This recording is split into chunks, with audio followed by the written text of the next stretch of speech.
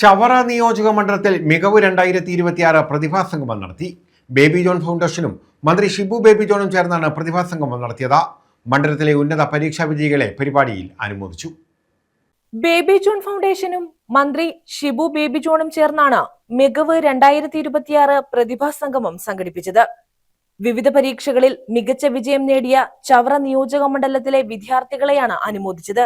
മന്ത്രി Shibu baby John ഉദ്ഘാടനം നിർവഹിച്ചു. മാറുകയാണ്, സിലബസ് മാറുകയാണ്. ലോകത്തെ അത്ര ഫാസ്റ്റായിട്ടാണ് പഠനരംഗത്ത്, തൊഴിൽ രംഗത്ത് വരുന്ന മാറ്റങ്ങൾ.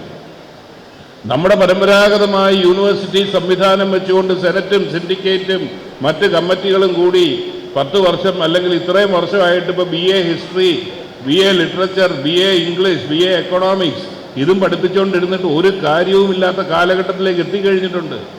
അതുകൊണ്ടാണ് കുട്ടികളുടെ കൂട്ടപലായനം ഉണ്ടാകുന്നത്. ഈ ഗ്ലോബൽ വാച്ച് ടവർ പോലുള്ള സംവിധാനം വന്നിട്ട് നമ്മുടെ കലാലയങ്ങളിലും എല്ലാ വർഷവും അഡാപ്റ്റ് ചെയ്യുന്ന ഈ മാറുന്ന തൊഴിൽ മേഖലയ്ക്ക് അനുയോജ്യമായ നിലയിൽ അഡാപ്റ്റ് ചെയ്യുന്ന ഒരു വിദ്യാഭ്യാസ സമ്പ്രദായത്തിലേക്ക് ഗവൺമെൻറ് പോകുമെന്നുള്ളതിൻ്റെ ആദ്യത്തെ പ്രഖ്യാപനമായിരുന്നു ഈ ബഡ്ജറ്റ് വഴി നടപ്പിലാക്കിയത്. ഈ സന്ദർഭത്തിൽ ദീർഘമായി മറ്റൊന്നിനെയും കടക്കുന്നില്ല. എനിക്കെൻ്റെ കുഞ്ഞുങ്ങളോട് പറയാനുള്ളത് ഇവിടെ ജയലക്ഷ്മി ഹ്രസ്വമായിട്ട് സൂചിപ്പിച്ചു.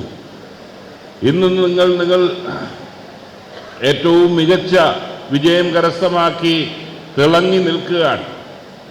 സന്തോഷമുണ്ട്, രക്ഷിതാക്കൾക്ക് അഭിമാനമുണ്ട്. പക്ഷേ പുസ്തകത്തിലുള്ളത് പഠിച്ച് പരീക്ഷയിൽ എഴുതി ഉന്നത വിജയം നേടുന്നത് കൊണ്ട് മാത്രം ജീവിതത്തിൽ വിജയിക്കണമെന്നില്ല എന്നുള്ളതാണ്. ഒരുപാട് കടമ്പകളാണ് നിങ്ങളെ പ്രതീക്ഷിച്ച് നിൽക്കുന്നത്. ഒരുപാട് തടസ്സങ്ങളാണ് നിങ്ങളുടെ ജീവിതത്തിൻ്റെ മുമ്പിൽ നിൽക്കുന്നത്. ലോകത്തൊരാളും തടസ്സങ്ങളെ ഇല്ലാതെ ജീവിതം സുഖമായിട്ട് മുന്നോട്ട് കൊണ്ടുപോയിട്ടില്ല. ആ തടസ്സങ്ങളെ എങ്ങനെ അഭിമുഖീകരിക്കുന്നു എന്നുള്ളതിൻ്റെയാണ്. ആ മനക്കരുത്ത് ആർജിച്ചാൽ മാത്രമേ നിങ്ങൾ ജീവിതത്തിൽ വിജയികളാകത്തുള്ളൂ. ജീവിതത്തിൽ വിജയിക്കണം. പരീക്ഷയിൽ വിജയിച്ചാൽ പോരാ. പരീക്ഷയിൽ വിജയം ഒരു ഘടകം തന്നെയാണ്, പ്രധാന ഘടകം തന്നെയാണ്.